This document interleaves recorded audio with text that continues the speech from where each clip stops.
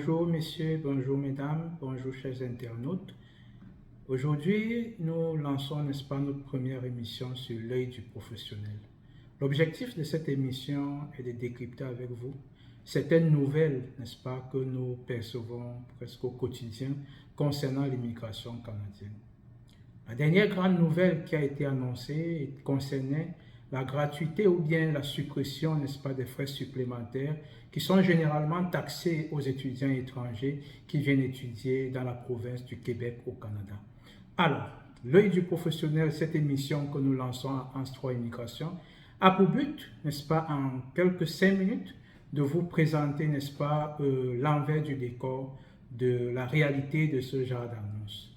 Merci, n'est-ce pas, d'être connecté, de partager et, n'est-ce pas, de faire écouter, n'est-ce pas, ces révélations qui parfois vont aider lorsque vous pensez à venir étudier au Québec. Merci.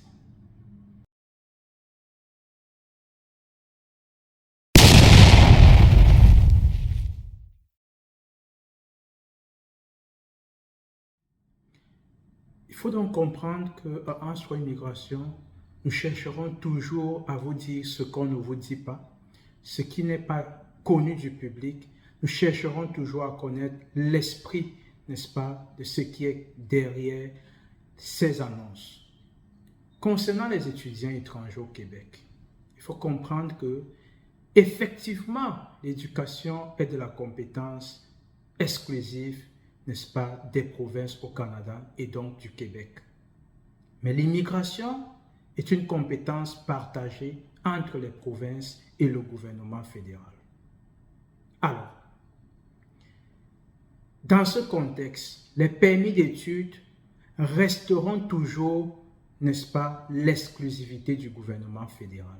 Ça veut dire que, à aucun instant, le gouvernement du Québec ne peut donner un permis d'études à un étudiant étranger.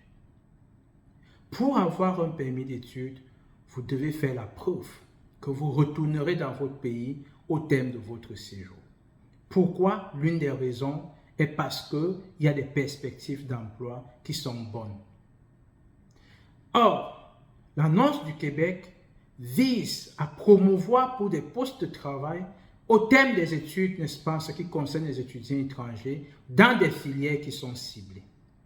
Alors, qu'est-ce qui se passe? Le Québec, le gouvernement du Québec dit, lorsque vous venez au Québec et dans certaines régions, et que vous allez étudier dans certaines régions où il y a certainement pénurie de main-d'œuvre et que vous terminez vos études là-bas, alors il y aura de l'emploi pour vous et par conséquent, venez étudier au Québec, nous avons baissé les frais de scolarité. Et le gouvernement du fédéral, la norme étant pour toutes les provinces, faites la preuve que vous retournerez dans votre pays au terme de votre séjour.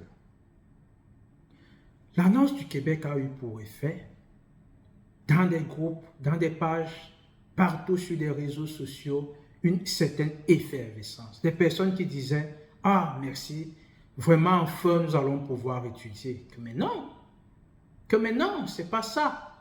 Il faut comprendre que c'est juste un élément qui apparemment aiderait plusieurs personnes à venir étudier au Canada. Mais par contre, la preuve reste et demeure intacte de démontrer que vous retournerez dans votre pays à cause des perspectives d'emploi. À ce moment-là, qu'est-ce qu'on constate? Le Québec dit, je baisse parce qu'il y aura du travail pour vous. Le fédéral dit, démontrez-moi qu'il y aura du travail chez vous, dans vos pays, au terme de vos études. À ce moment-là, lorsque les choses sont présentées de cette manière, on se rend compte qu'il faut quand même s'interroger sur un certain point. L'annonce du Québec aura pour impact l'augmentation du nombre de CAQ et donc par ricochet une augmentation, n'est-ce pas, de la proportion économique des frais et l'augmentation au niveau du fédéral du nombre de demandes de permis d'études. C'est logique, les frais sont baissés, allons étudier au Québec. Mais il faut comprendre que pour l'Afrique subsaharienne, là, les proportions de délivrance de permis d'études sont déjà pas bonnes. Ajouter à cette autre contrainte-là, en direction du Québec, dans certaines régions, il y aura une certaine affluence.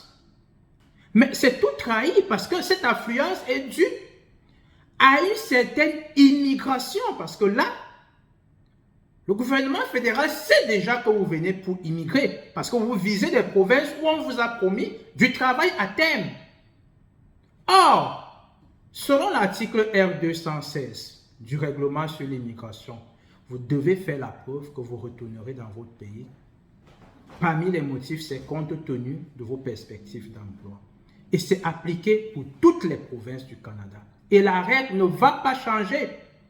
Donc, puisque c'est tout trahi pour le Québec, on peut assister à une augmentation du nombre de refus parce qu'il serait désormais difficile de faire la preuve pour le gouvernement fédéral, pour convaincre le gouvernement fédéral que vous allez retourner alors que vous êtes en train de postuler pour des filières où on vous a promis effectivement d'avoir un emploi.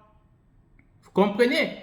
Donc, lorsque vous ferez désormais votre demande de permis d'études pour ces filières-là, pour ces régions au Québec, alors, armez-vous de toute la preuve nécessaire pour pouvoir convaincre. Parce que dans ce cadre-là, convaincre ne sera plus évident, ne sera pas facile. Et donc, on peut avoir une augmentation du nombre de refus, n'est-ce pas, des visas des étudiants étrangers au Québec et précisément dans ces provinces-là. C'est aussi pour ça que nous sommes consultants, pour attirer votre attention sur un certain nombre de choses. C'était là l'œil du professionnel en droit immigration. Merci.